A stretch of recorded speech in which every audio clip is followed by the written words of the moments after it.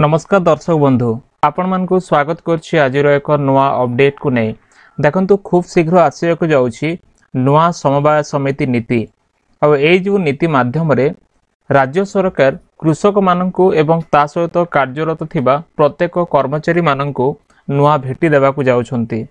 तेबे देखंतु कोन सब रहुछि आमे डिटेल्स सारा आलोचना करिबा जहा कि वर्तमान न्यूज आर्टिकल नंदीगोष टीवी रे मध्ये प्रकाश पाइछि जहाँकि कृषक मान एक खुशी खबर मध्य रहिबो।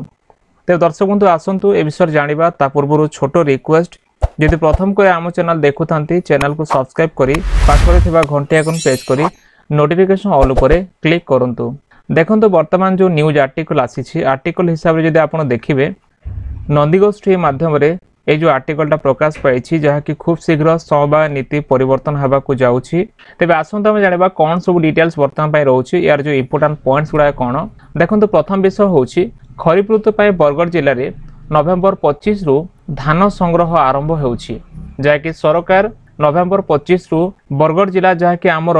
राज्य रो एक भात हांडी बोली कह जाय बरगढ़ जिल्ला को जोठी कि 25 नवेम्बर रु सरकार धान संग्रह करिया पय जाउछंती प्रति पैक्स रे ते पंजीकरण रु वंचित चाषी मानक विषय सरकार वर्तमान चिंता करूछंती सेमानकर कोन करा जिवो जो माने पंजीकरण करनाहंती सेमानकर तापर 32 टी मॉडल मंडी पूर्ण सुविधा सहित ए वर्ष पय कार्य करिवो जहा कि मॉडल मंडी रहबो जेमते हमर स्कूल रहउछि मॉडल स्कूल रहउछि किबा अंगनवाड़ी केंद्र मॉडल अंगनवाड़ी केंद्र रहउछि गां रहउछि हमर आदर्श गां रहउछि सेमती एटा मध्ये 32 टी मॉडल मंडी रहिबो जहा कि सबु प्रकार सुविधा सेठी रहिबो आ ए 32 टी मॉडल मंडी कार्य करिया को जाउछि। ए वर्ष नूतन स्वाधीन समवाय नीति खूब शीघ्र आसुछि माने समवाय नीति अनुसार सरकारक मतरे वर्तमान समवाय नीति जहा कि नुआ स्वाधीन नीति खूब शीघ्र आसीबा को जाउछि। राज्य स्तरीय परामर्श पूर्वरो होई जाइछि जहा कि भुवनेश्वर रे मध्य एक प्रमुख कर्मशाला अनुष्ठित हेबो। भुवनेश्वर जहा कि हमर राज्य राजधानी सेठी कर्मशाला बा मुख्य कर्मशाला अनुष्ठित हवा को जाउछि आ नीति खूब शीघ्र जाके कैबिनेट रे मध्य पास हवा को जाउछि। ए नीति को सरकार आनिबा को जाउछंती अवलंबन करिया को जाउछंती। तेबे देखंतु मुख्य ध्यान केंद्र कोन एत पय जो उन्नत भित्तिभूमि जो प्रकार इंफ्रास्ट्रक्चर डेवलपमेंट हवा कथा सरकार ताकू एबे गुरुत्व देछंती। इंफ्रास्ट्रक्चर केमते डेवलपमेंट करा जिवो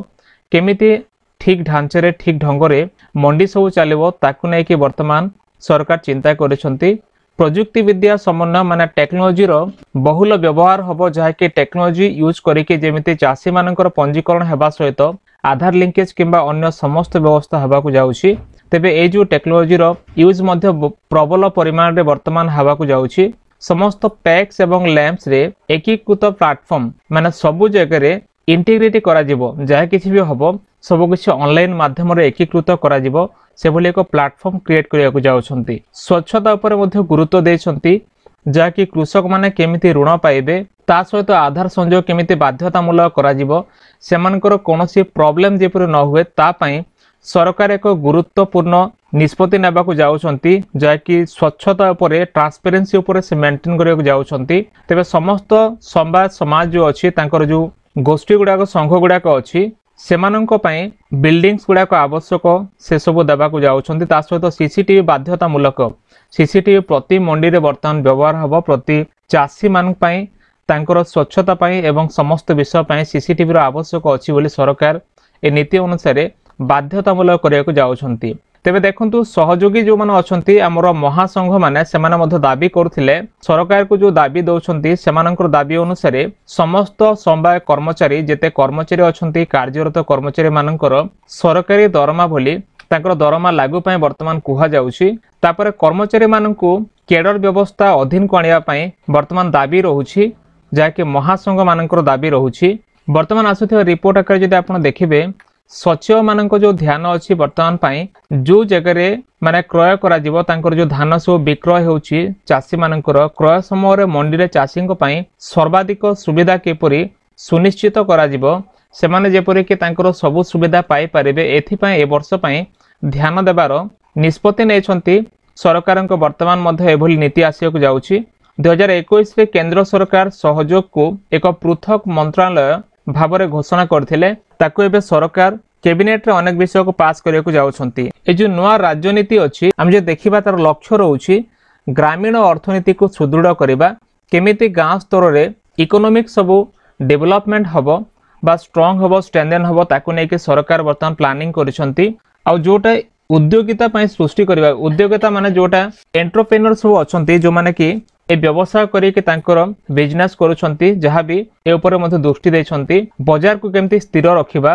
ताकू नै कि एवं नियुक्ति सृष्टि करबा नुआ नुआ एम्प्लॉयमेंट सब जनरेट करिया पई सरकारक प्लानिंग रहउची ते वर्तमान पई जो प्रकार रिपोर्ट आछी स्टेट कोऑपरेटिव पॉलिसी आकरे तांकर बहुत बड़ा चेंजेस हबा को जाउची जहाँ आपण मन देखिले जा कि 32 टी मॉडल मंडी आ ता सहित